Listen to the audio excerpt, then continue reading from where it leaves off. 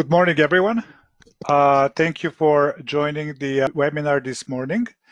I see that we have about 10 attendees and probably a few more will show up as we move forward.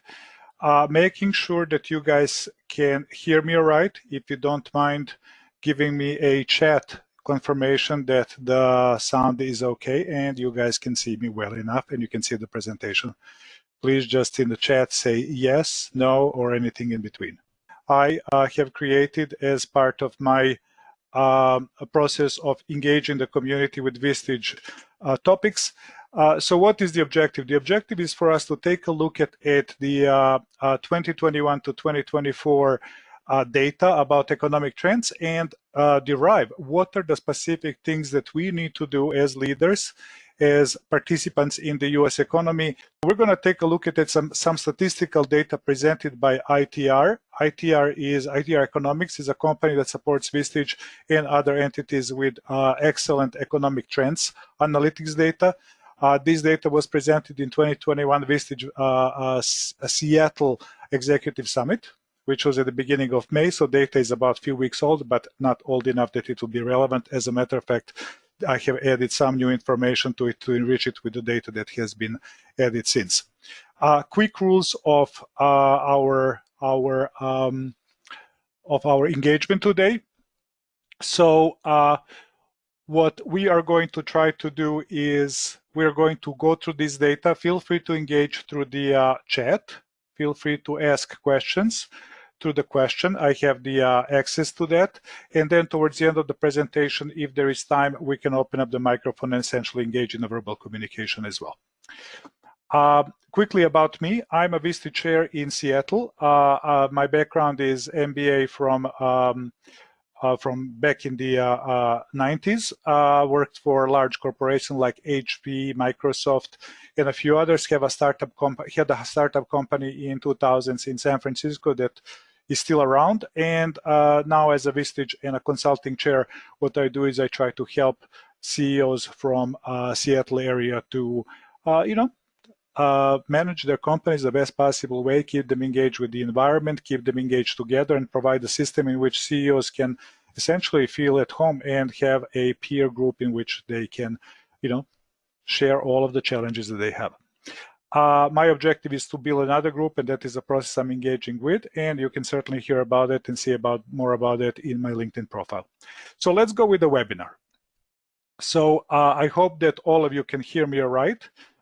Since majority can, I assume that one or two that can't hear me probably need to adjust their volume. And so let's go in it. So what is our main objective? Our objective is to see where are we heading in 2021 to 2024. So there is going to be lots of graphs in this presentation, and our objective is going to be to deep dive to be able to predict what are the potential trends that we are going to be seeing. So there are many different aspects of US economy that we will need to focus on. And one of the main industries that I will be focusing on is, as you can see, construction and manufacturing.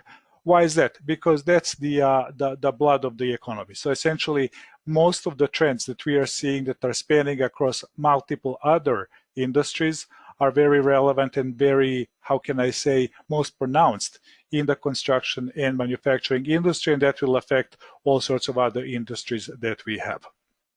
So let's take a look at what are we seeing as trends in 2021. So we are in basically 2021 beginning, and what we see here is that the current 12 months that we have tracked in the past have been pretty devastated for all of the red segments. So the US single housing starts have been pretty robust even during the COVID era. They're getting more robust compared to the last year. So as you can see, 21.7% is an increase over that last 12 months, which is pretty remarkable, unsustainable, but pretty remarkable. So basically the 2021, we had seen a pretty huge growth as we're getting out of the COVID. During the 12 months, we are seeing that essentially compared to 12 months ago, it's a 9.9 progress. Since the beginning of 2021, it's 21.7%. We're seeing that growth is going to continue in 22 and 23. So in other words, pretty robust growth in the single unit housing. Having said that, The multi-unit housing, for obvious reason, the results of COVID, is somewhat in a ditch. What do we see? We have a significant decrease, not a strong recovery, somewhat of a strong recovery in 22 and 23. The rest of the construction, which is office, educational, hospital, manufacturing, and multi-tenant retail, are low, have been very much depressed during the 2020, and are still depressed in 2021. The expectation for these segments, which is office construction, education, hospital construction, manufacturing, and in particular multi-tenant retail, that they will start to recover by the end of 2021, and 2022 is going to be reasonably robust, in particular in manufacturing area, and we'll see why that is the case in a few slides. We see that the private office construction remains to be relatively weak. Why is that? Well, because we have lots of excess capacity right now, but it will recover by 2023. This does not include warehouse. As you can see, the warehouse construction has been positive and continues to be positive. And there is a huge demand for warehouse space, as most of you guys know, and that essentially is driving the prices of the warehouse space right there. The water and sewer facilities will probably follow relatively, as you can see, the numbers are reasonably good other than the dip in 2021, which essentially had to do with government shutdowns. What we are probably expecting here is that it is going to follow the single unit construction and the rest of the infrastructure growth, which means 2022 and 2023 are going to be strong. So this is kind of economy at a glance. In other words, what we are experiencing right now is a little bit of a dip in a certain area, but we are also experiencing a pretty strong demand. So let's move forward and take a look at how is it seen in the other areas. So this is rise through 2024 in US Industrial Production Index. So what we are seeing is that if you take a look at all the way back from about 21 years ago, from the year 2000, we had ups and downs, and of course the big depression in 2008 was showing here. What we are seeing is about equal amount of decline in short-term trends, decline in production index, industrial production index. In other words, the lows of 2008, 2010 depression have been reached in 2020. Having said that, you can see that if you take a look at 12 to 12, in other words, month over month averaged, you can see that the dip is much lower, and these basically dots here represent what do we expect from this point forward towards 2021 and 2022.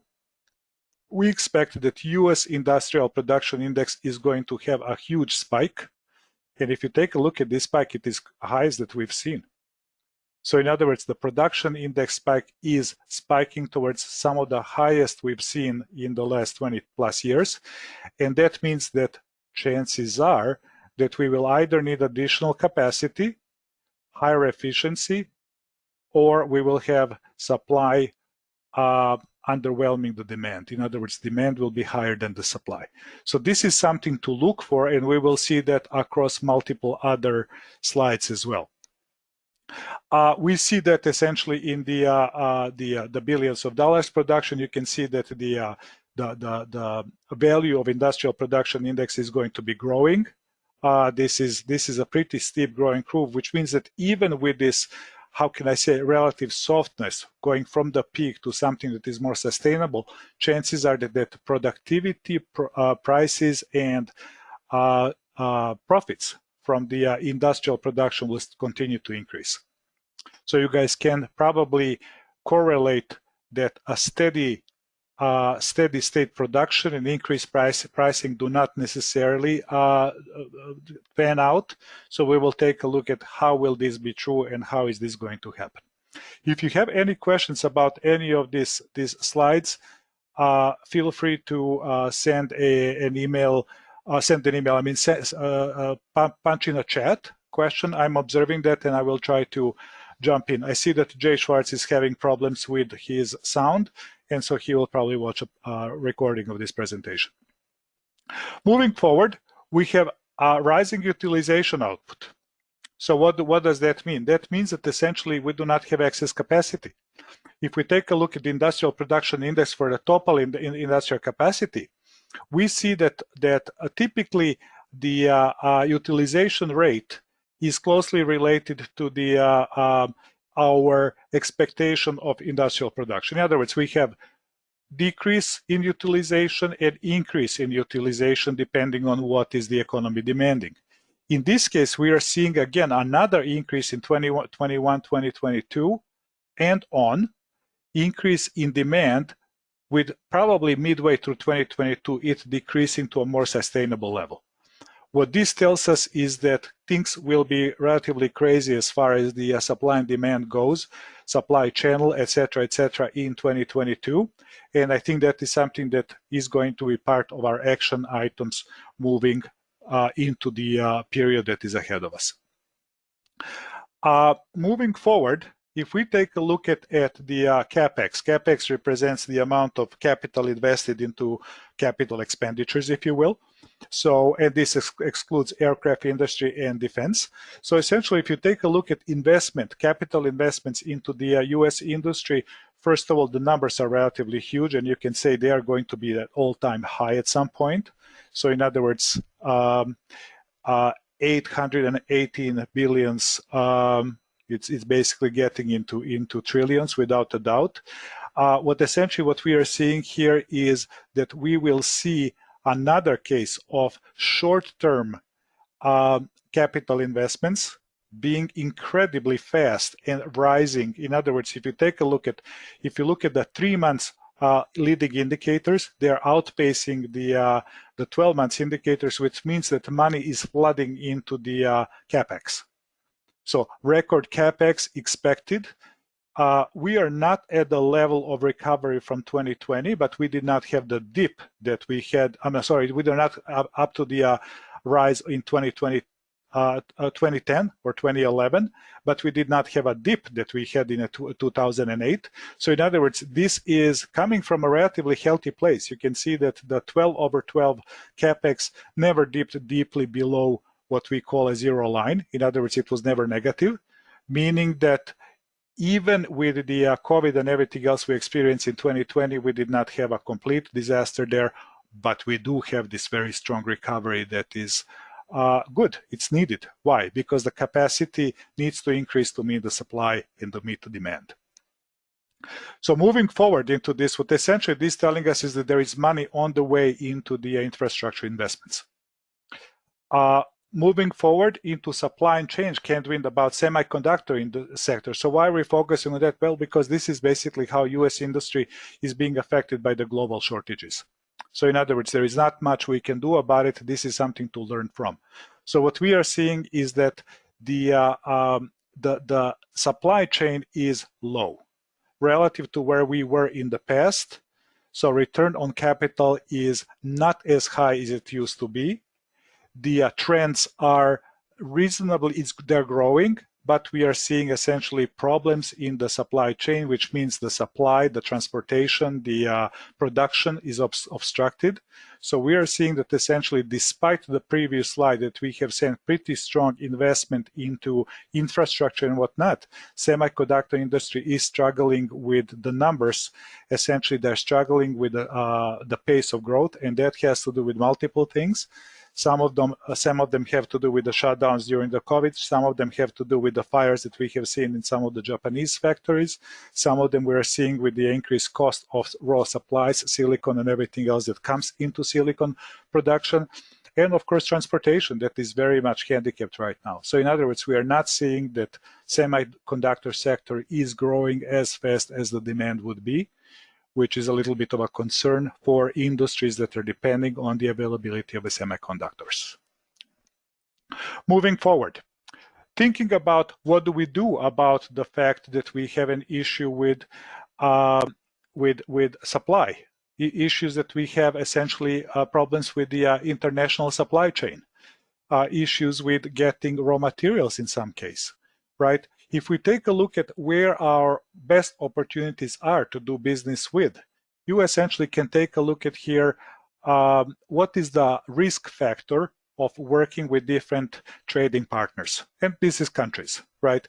So talking about the most stable, you would see that UK is amongst the most stable, with the 91.4% likelihood of meeting their trading commitments.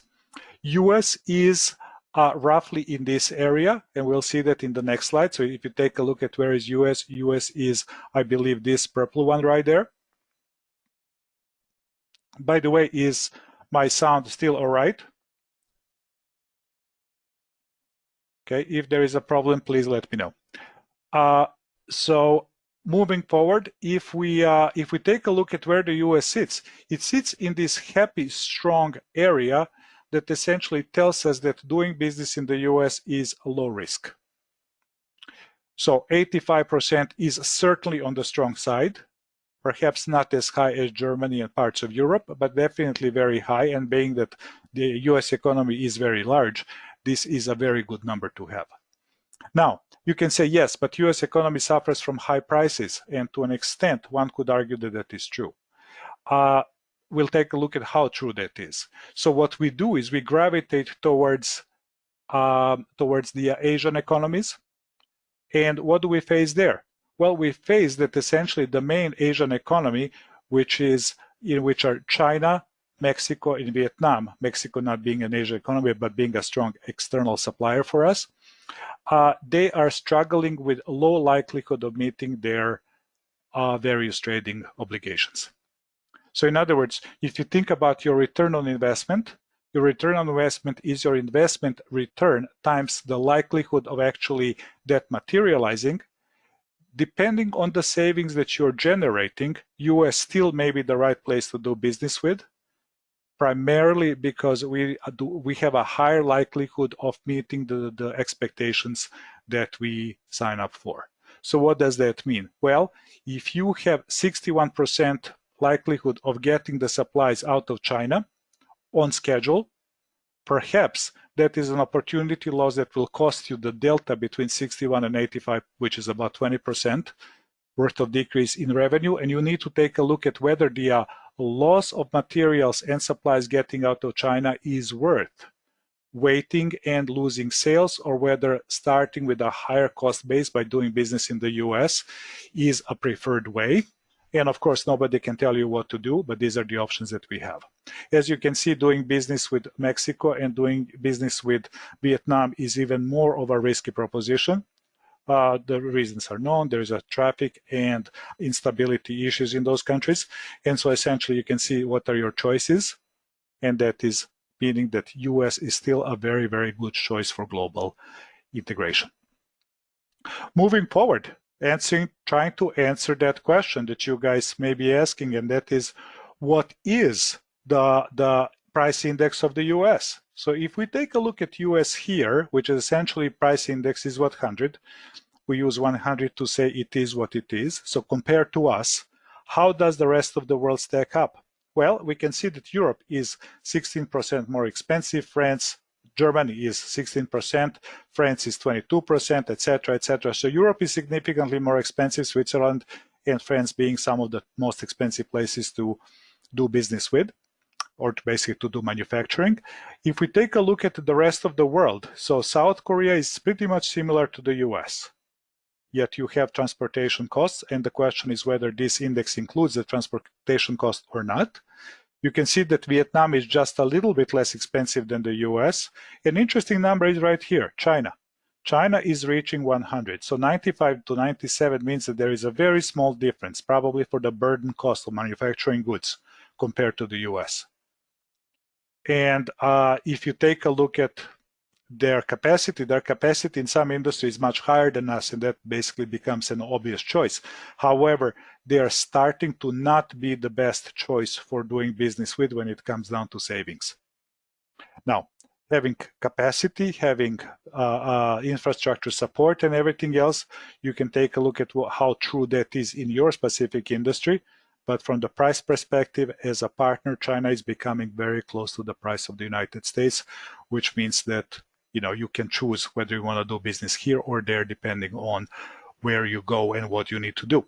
You can see that we have different percentages of what makes the prices high. In the US, amongst all of these countries, seems to be that the labor cost is a higher percentage of the rest.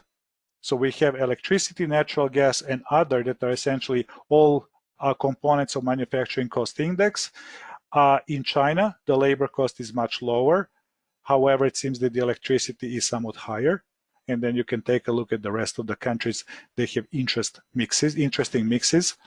The problem with China is that probably all of the growth in their cost as they reach 100 over probably the next 5 to 6 years, it is probably going to be mostly labor. In other words, they have to pay people more because their standard is growing.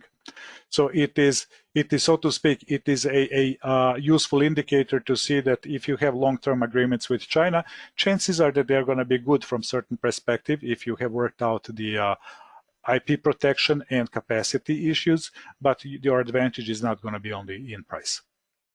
Or should I say it's not going to be in price, it's going to be in other value-added items that you can find. So this basically tells us that US is pretty nicely positioned for that, for competing in the US market. So this is basically an interesting one that is new. So if you take a look at what has happened in our economy since the beginning of the year, we're seeing prices rising. And, depending on whom you ask, some people say it's cleared inflation, some people say, nah, it's not inflation. And but let's observe what we see. So essentially what we had in 2021 so far, we had about a consumer price index, labor rates, and a few other items that are being measured grow by about 1% a month. So that is essentially what we've seen. In April, the last time that I have seen the study being performed, we were at about 4.5% mid-April, which meant about 1% a month. And chances are that we are going to continue at some pace towards the end of the year. So if that is the case, and if we outpace 4 or 5%, that is considered to be manageable, we can say that we are in the inflationary field. What does inflationary field in economy means? It means that the prices are going to go up and they're never going to come down. So in other words, we have seen that last time in the US economy in 1980s, where if you just take a look at the historical value of something that is familiar to all of us, so let's use a car. So Ford Mustang in the 1970s and for probably prior 10, 15 years since its inception in the 60s, it was worth about $3,500 from 1960s when it was first launched all the way into the late 70s. And then there is this inflationary period in the 80s. And out of the 80s, in the 90s, when you look at the price of Mustang was at that point priced at about $18,000 to $20,000. And it remains pretty stable since. So in other words, what has happened in the 10 years of inflation in the 80s is what we may see coming up. So what does that mean? It means that the dollar devalues, prices rise, there is more money in the economy, people pay more for the stuff because they need it, and we have seen some shortages being on the horizon and whatnot. So in other words, all of those things, in light of the increased demand, in light of the decreased supply, in light of the supply chain issues, in light of the recovery that is a very steep recovery when it comes down to multiple industries, in light of the global trend, essentially this pandemic was global and everybody's getting out of it, in light of the fact that there is no place to double source from because everybody's booming, chances are that people will be paying more for goods, and that is going to be the new standard. The government policies that we are seeing are certainly not stopping the inflation. On the contrary, they're inflationary by themselves. And what we are seeing is artificially suppressed interest rates. So we may have, for a first time in history that I know of, a discrepancy between true inflation and the interest rates that government is offering us. There are many good reasons for that, and we can discuss the reasons for that later on in our open mic section. But essentially, what we can expect is a inflation starting to rise up, which means that whatever you are charging for your goods today may need to increase. In other words, that means that inflation is another way of saying the loss of the value in currency, which means that if we have a 1% decrease in the value of the dollar per month that we have been experiencing so far, it means that your goods and services will need to rise in price at the same rate. So we will get into action items later on, but that is essentially what we are seeing. We had inflationary trends in 2008, but as you can see, they rose and they went into deflationary trends. And we remember those days. Essentially, why was that? That was because everybody was holding on to money because the economy was awful. So we were just holding on to stuff in fear that we can't make more, which caused deflation. In other words, people were holding on to money and money was money was gaining in value because there was less of it. This time around, there is abundant money. So the dollars in circulation have increased by, in my estimation, about 75 to 80%. So from about $3.5 trillion in circulation to about 5.5.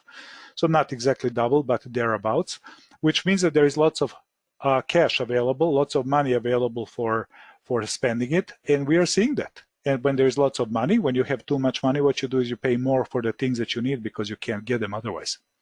And so essentially that is going to drive the inflation further.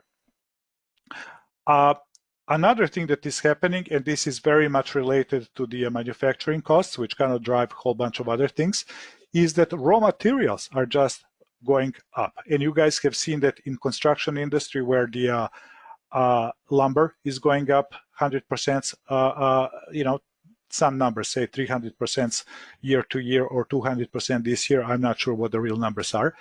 But essentially, we're seeing that the 2x4 that was $3 last year is $7 this year. So at least 100%.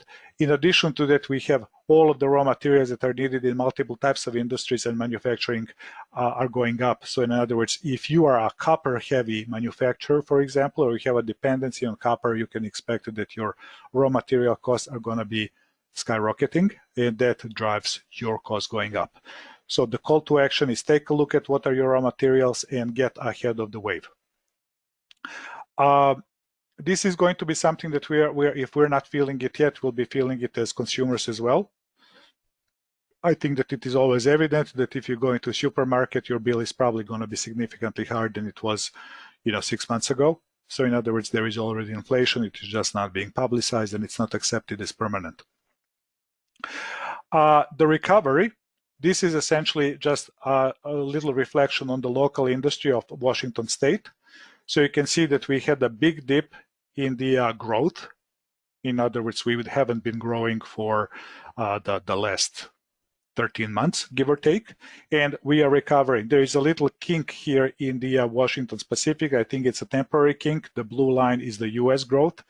I think both of them are over the zero line at this point, and we expect that all of them are going to continue growing as much as possible. The growth is going to be constrained not by investment, the growth is going to be constrained by supply chain and by capacity.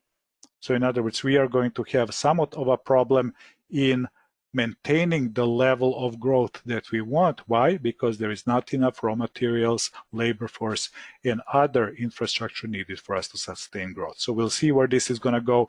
We expect that it is going to go somewhere to this level, where the Washington will outpace the US. But we don't know how high it's going to be because we haven't seen the shortages that we are seeing right now before. They did not exist in 2018, 2017 when this big iceberg was there. So we'll see where this is going to go because it may be a little bit dampened by the fact that we can't simply purchase stuff that we need. And of course, whenever you have a supply issue and demand is high, the prices go up. So moving to the essentially just taking a look at local economy here and looking at Seattle economics. If we take a look at what is the difference between Seattle and the US, so Washington, in between Washington and Seattle, so main difference is that we have some mixes of industries that do not exist as much across the Seattle and Tacoma area. Not really significant here. IT technology is clearly one of the things that is much more present in the Seattle area, less so around Washington State.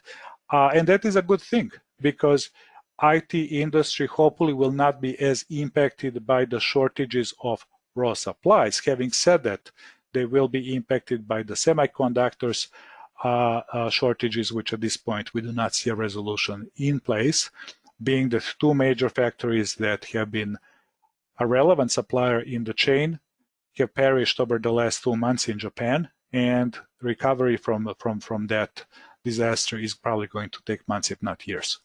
So other than that, you guys can see that the rest of it is pretty standard. It would be interesting to compare this to the US, but we're not going to get into that because it is important just to note that the Washington state is in relatively good shape to weather through the increase in prices, etc., etc. Some of the interesting information about Washington state is that our manufacturing cost is significantly higher than elsewhere in the country. So if we take a look at manufacturing workers, which kind of drives many other wages, at this point, manufacturing workers make about $81,000 at the average a year. US average is about $61,000. So this is a significant bump of over 20%. These are the main companies that are reshoring. So we're going to see what the impact that is going to have on our economy, etc., etc. So in other words, specific areas, especially related to the airline industry and aerospace, are having a bit of a dip for known reasons. It's been around since before COVID, and that continues. We're going to see whether that is going to free up some manufacturing resources for us to hire who are outside of the Boeing and related aerospace industries. This is just looking at a little bit into the future. In other words, what is our workforce going to look like? Well, this is a positive outlook. I don't know how truly positive it is, but we can certainly analyze it.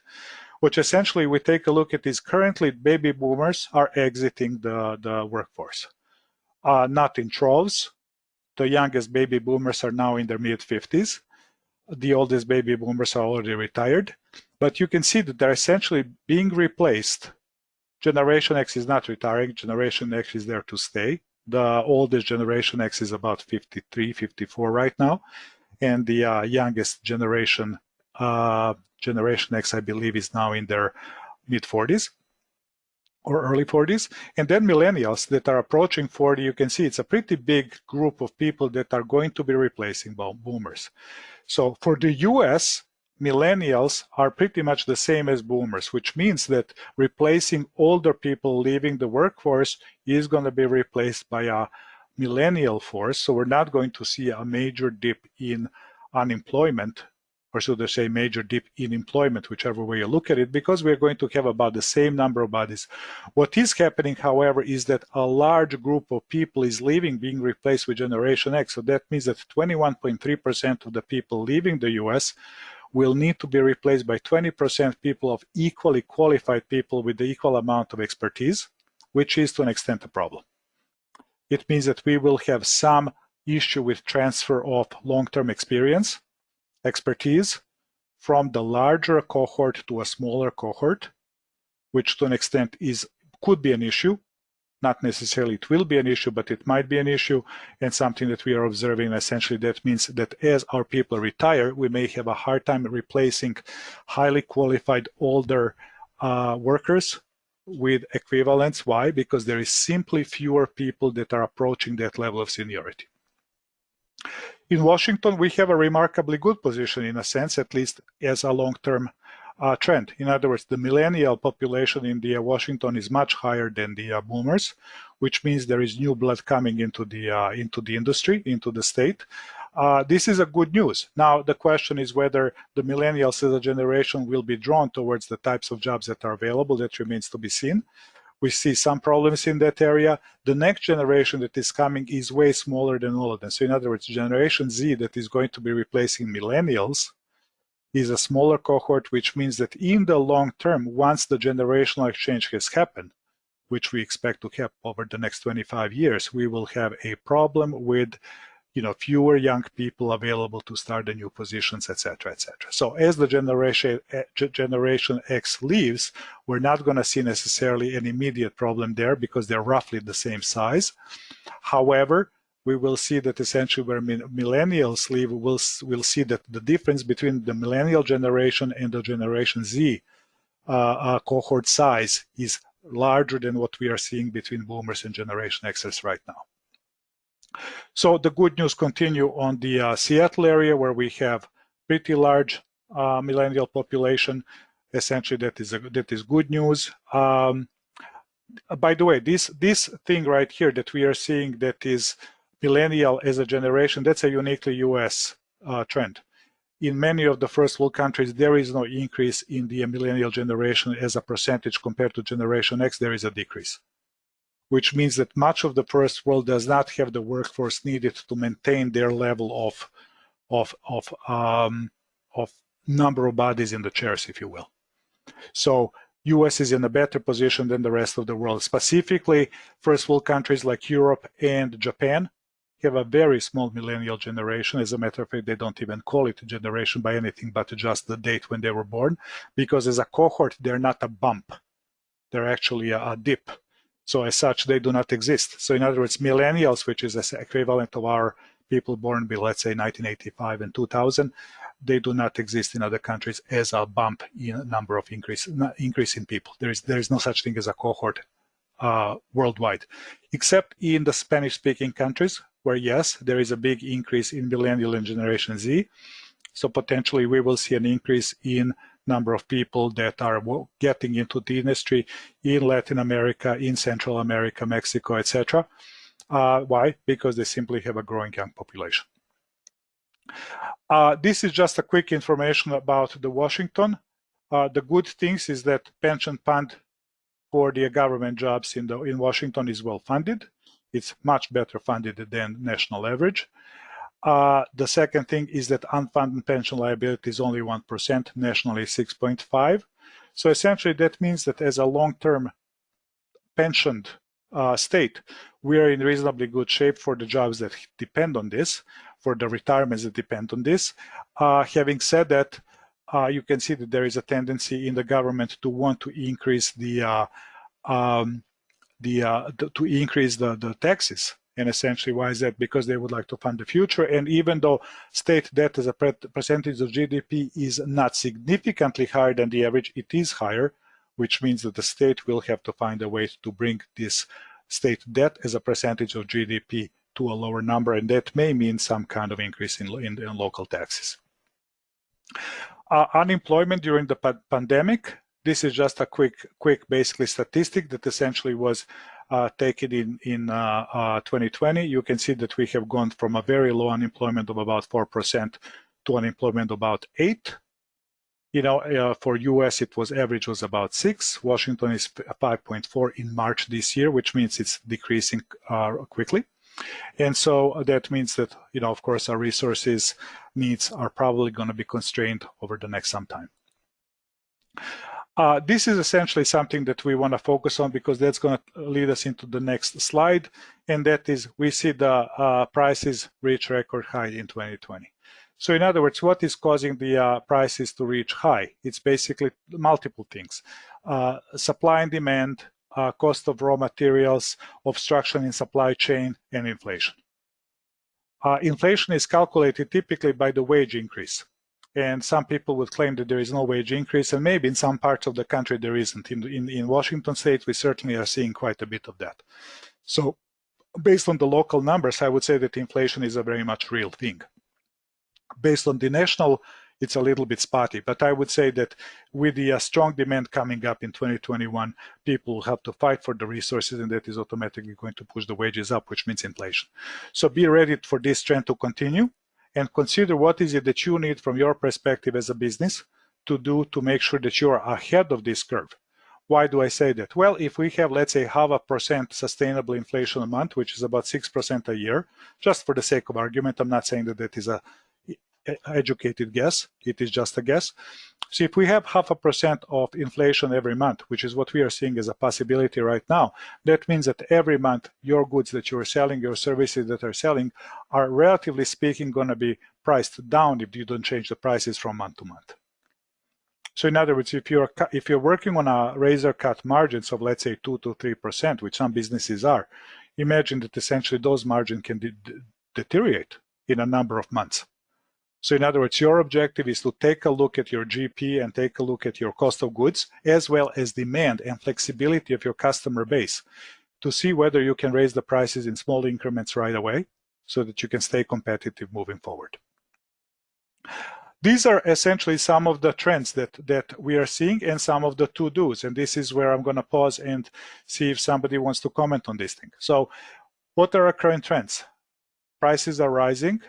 Transportation issues, in other words, supply chain issues, material shortages, multiple industries are on allocation, which we have not seen before. Demand outpaces supply across multiple industries, and then inflationary trends. So all of those things lead only to one place, and that is rise prices in small increments. The reason why I say rise prices in small increments is if you're not watching what is happening with your GP, what is going to happen is that you're going to be surprised with what you find. And then you will find that you are way behind the curve and you need to significantly increase the prices, which can cause your customers to suffer. So in other words, this is the time when we have to start thinking about the long term and start thinking how do we communicate these incremental price increases to the customers who are probably in many cases indifferent to price increases because they depend on the goods to be delivered and the goods are in short supply. So they are ready to pay more. And this is something that you guys as leaders of the businesses need to make sure that you are on top of that. You have to understand your customers' needs, their desperation points, their flexibility to pay more, and hopefully be transparent enough so that you can give them a 2 or 3 or 4% increase from time to time rather than hit them with 10 or 20% increase twice a year or once a year or whatever the case may be. I have seen that those kind of impacts on 20% tend to put your suppliers and your customers down the line, at risk. And then you're basically challenging your own ecosystem. So in other words, small increases being passed more frequently is way better. And that is part of the difference that none of the existing generation of managers had a chance really to experience, because even the older ones have moved into functions, into the positions of power in the late 80s and early 90s, and that was when the inflationary period was no longer there. So we did not have a chance to practice inflationary practices in real life in the business for the career length of the current people. So this is a change, and I just urge you to keep vigilant and to keep aware of the fact that inflation means that you are always trying to evaluate your profitability and you're trying to keep up with increasing your prices and you're trying to stay ahead of the trends, because any delays, any inefficiency in your system, including 30 or 60-day payable accounts receivables, etc.,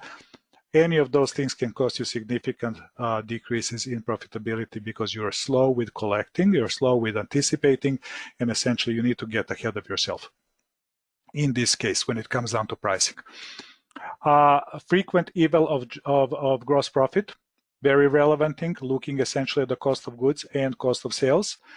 Quality focus. So because we are facing an increase in demand, chances are that we are going to try to be as efficient as we can and produce as much as we can. And this is the times when quality tends to suffer. So be very vigilant in making sure that you understand that to maintain quality, you may need to pace yourself. You may need to produce less than you would like to maintain the quality. Why? Because lower quality will definitely erode your GP because of all of the returns and issues that happen in the supply chain when there is issue with it. So in other words, keep your quality focused. Make sure that if you have excess demand, raise the prices to throttle your production. Careful cash management in the times of growth.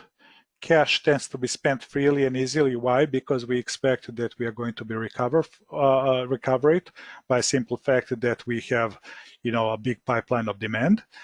Be careful in that one. Oftentimes in these times of steep growth, we can get into cash management issues, and essentially that is probably the biggest risk in the growing industries for us to have. Expect inflation, again, goes back to the point number one. Expect that you will not be returning to lower prices. Expect that none of your suppliers will be returning to lower prices. Part of that has to do with simple fact that there is a big influx of cash in the economy, essentially, so the value of dollar is decreased because the volume of it. One of the things that in that world of competing and increasing the prices, it is very important that you're differentiated as a company, as a business, so that you can maintain value proposition with your customers as you're increasing the prices. If you're selling non-differentiated commodities, chances are that your loyalty of your supply base will diminish. In other words, as soon as you raise your prices, if they can get it somewhere else from somebody who didn't raise the prices, they will try to play the game and switch over. So it is your job to differentiate so that you can maintain dominance in your specific area. And then the last one is the debt from 2020. We have seen that the world has moved to online, so invest in the online presence as much as you can, because that is our way of creating a pipeline today and very much in the future. So this is essentially the formal part of the presentation. We have about 10 minutes for Q&A. So I'm going to unmute you all, and feel free to jump in and ask any questions that you believe you would want. Any questions? Any suggestions?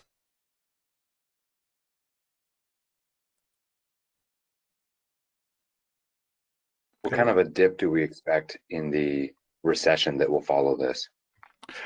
So that is a great question. So what kind of a dip can we expect, and when can we expect it? That is a very difficult question to answer. So in other words, it depends on too many factors. Some of the factors, so we are not going to see the dip before 2024. We may start to see issues with meeting the expectations as soon as 2022. And I think it's already happening in some industries.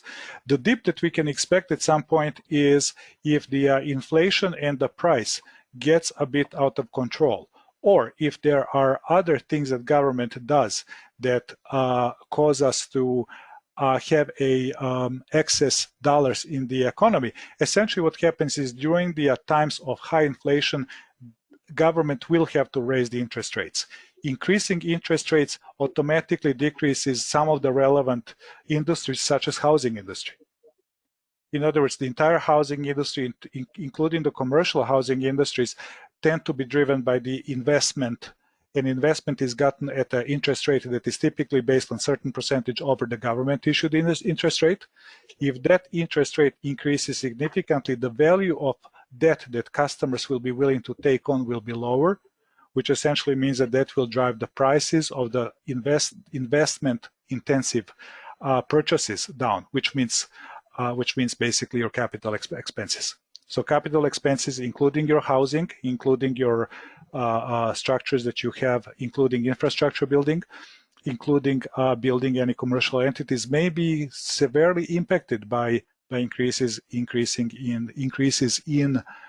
interest rates. And that is what I'm afraid of primarily. When the inflation goes out of control, you simply can't afford to pay 5, 10, 15% interest rates to get a 30-year or 40-year loan, because your invested, your principal cannot be as big. So what that essentially means is that currently, if you take a look at the $1 million property, it can be financed for roughly $5,000 a month with 20% down and low interest rates. If we were to say that all we can afford is $5,000 a month and interest rates go up, all we would be able to do is finance a portion of $1 billion, which means ability to buy a property of over $1 million falls down, meaning that essentially the values of investments in that area may be impacted with inflation. And that would happen, as soon as 2023 and maybe as late as 2028. Thank you. Anybody else? Okay, so essentially, this is really a call to action. It's call to action for us to be vigilant. It's call to action for us to make sure that we are managing our business. It's call to action to watch our cash, because in the growth industries we can run out. It's essentially a call to action for us to look at the world slightly differently. So this is just the beginning of a journey, right? The inflationary trends and high demand is not something that we have seen to this extent. The only thing that we have as a weapon at this point in our capacity is to be part of the inflationary problem, which essentially means to rise the prices. And essentially we can't moralize about that, because that's a question of survival. So it is in our toolbox an ability to essentially take a look at what are our COGS, what is the cost of goods sold, maintain our GP in proportion with what is appropriate, and essentially keep rising the prices in as smooth of a fashion as we can. So some of the things that I would like to close this meeting with a call to action is, if you're dealing with the situation, and you most likely are, that your cost of goods sold is increasing and you need to maintain your GP, The best thing is to be transparent with it at this point with your customers, vendors, and suppliers, and essentially just have a unified approach where essentially you are acknowledging the problem, you're choosing to raise the prices, you're passing them on to the next level down the supply chain, and that is a practice that at this point is going to ensure that we are surviving. The way that it's going to feel to those who do it, it's going to feel like you are making an unreasonably amount high profit margin, which is true in the moment, but it is not true when you take a look at the inflationary measures. Why? Because if we have a 10% inflation by the end of the year, whatever you have sold at the beginning of the year is going to be worth 90% of what it was originally. So in other words, this is the game that we need to get ready for if we are playing in an inflationary world. We need to be ready to be step in step with the costs that we are facing and passing them down. And essentially that is probably not going to stop until the demand decreases for the goods. And I don't think that that's going to happen over the next year and a half, at least. What's the best way to predict how wages might be affected over the next couple of years in terms of percentage or dollar amount? Excellent question. So essentially for that, we would be looking at local markets. Because in the local markets, what we are seeing is that we have slightly different elasticity in the wages. Unfortunately, this market specifically is a little bit under pressure. So we are seeing a higher growth in the wages in Washington than we would see probably in Midwest. And it's not the same across all of the industries. So what I would suggest is that we take a look at the customer price index. That is a readily available number that we can take a look at and see how much it grows. We do not have to be in step with the customer price index, but we need to be aware that if it's growing at 1 or 2%, that is probably the amount of wage increases that we will have to expect to pass. You do not have to think about being extremely proactive about that. Depending on your industry, you may have a little bit of a how can I say, loyalty working for you, which means people will suffer a little bit with a lower pay relative to the cost price index for a little while, but you have to catch up with it at some point. So in other words, in some industries like IT and sales, you would see that essentially you have to be ahead of the cost index because they are basically people who are having a low level of loyalty and a high degree of mobility.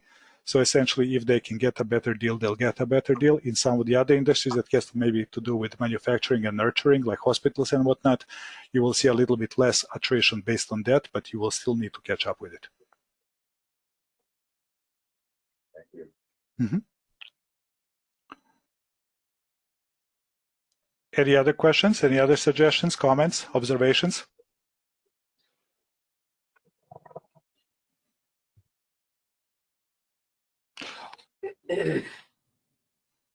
Okay, if there is nobody else, what we can do is we can call a victory, pronounce a victory for today.